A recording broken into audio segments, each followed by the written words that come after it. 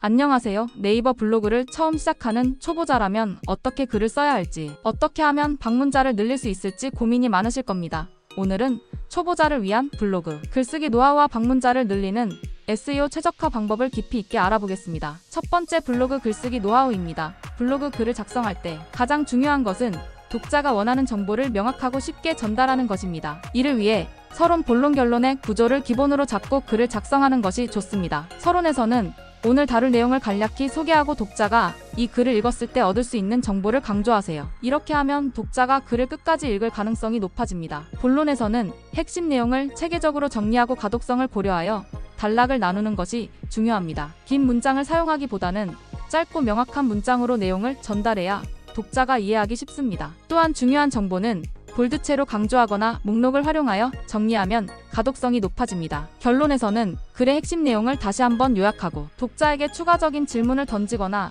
의견을 물어보면 댓글을 유도할 수 있습니다. 댓글이 많아지면 블로그의 활성도가 높아지고 검색 노출에도 긍정적인 영향을 미칩니다. 두 번째, 제목 작성법입니다.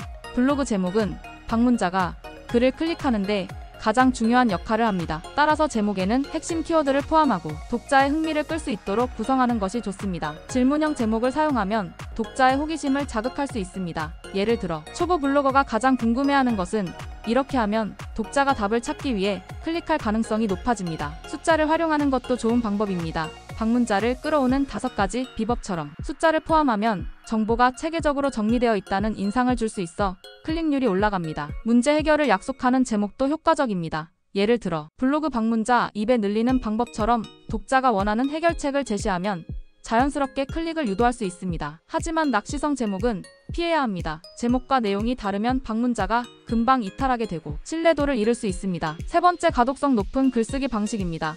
온라인 독자는 긴 글을 읽는데 익숙하지 않기 때문에 글을 짧고 명확하게 쓰는 것이 중요합니다. 문장은 가능한 한 짧게 작성하고 한 문장에는 한 가지 내용만 담아야 합니다. 또한 한 문단이 너무 길어지지 않도록 하고 한 단락당 34줄 정도로 구성하는 것이 좋습니다. 전문 용어나 어려운 단어는 피하고 쉽게 풀어서 설명하세요. 또한 목록이나 표 이미지를 활용하면 정보 전달력이 높아지고 독자가 글을 끝까지 읽을 확률이 증가합니다. 네 번째, 방문자를 늘리는 SEO 최적화 기초입니다. 네이버 블로그에서 검색 상위에 노출되기 위해서는 네이버 검색 알고리즘을 이해하고 이에 맞게 최적화해야 합니다. 네이버 검색 알고리즘은 단순히 키워드 개수만 보는 것이 아니라 콘텐츠의 품질과 사용자 반응을 종합적으로 평가합니다. 따라서 방문자가 오래 머무를 수 있도록 유익한 콘텐츠를 제공하는 것이 중요합니다. 키워드 선정도 매우 중요합니다. 검색량이 많지만 경쟁이 심하지 않은 롱테일 키워드를 선택하는 것이 좋습니다. 예를 들어, 다이어트보다는 단기간에 효과적인 다이어트 식단 추천처럼 구체적인 키워드를 활용하면 검색 노출이 더 유리해집니다. 키워드는 제목, 본문 태그에 적절히 배치해야 합니다. 제목에는 키워드를 가능한 한 앞부분에 배치하는 것이 좋으며 본문에서는 문맥에 맞게 여러 번 키워드를 포함하는 것이 효과적입니다. 하지만 키워드를 너무 많이 반복하면 오히려 검색 알고리즘에 부정적인 영향을 미칠 수 있으므로 자연스럽게 배치하는 것이 중요합니다. 태그는 검색 상위 노출에 직접적인 영향을 미치지는 않지만 관련 키워드를 태그로 추가하면 검색 트래픽을 일부 늘릴 수 있습니다. 따라서 주요 키워드를 태그로 활용하는 것도 좋은 방법입니다. 다섯 번째, 내부 링크와 외부 링크 활용법입니다.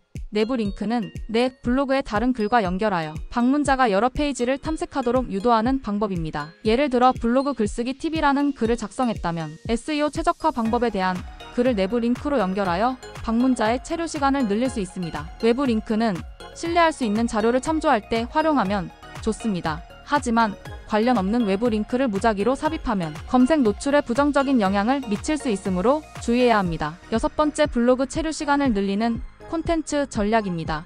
네이버 검색 알고리즘은 사용자가 글에 얼마나 오래 머무르는지를 중요한 요소로 평가합니다. 따라서 독자가 오래 머물도록 글을 구성하는 것이 중요합니다. 결론을 먼저 제시하는 두 갈식 구조를 활용하면 독자가 글을 끝까지 읽을 가능성이 높아집니다. 또한 중간중간 이미지나 동영상을 삽입하면 글의 몰입도를 높일 수 있습니다. 마지막으로, 독자와의 소통을 활성화하는 것도 중요합니다. 댓글을 유도하는 질문을 던지거나 SNS 공유를 독려하면 블로그의 활성도가 증가하고 검색 노출에도 긍정적인 영향을 미칠 수 있습니다. 이제 블로그 글쓰기 노하우와 SEO 최적화 방법을 알았으니 실전에 적용해보세요. 꾸준히 글을 작성하고 최적화 전략을 실천하면 네이버 검색에서 상위 노출되는 블로그를 만들 수 있습니다. 여러분의 성공적인 블로그 운영을 응원하겠습니다. 감사합니다.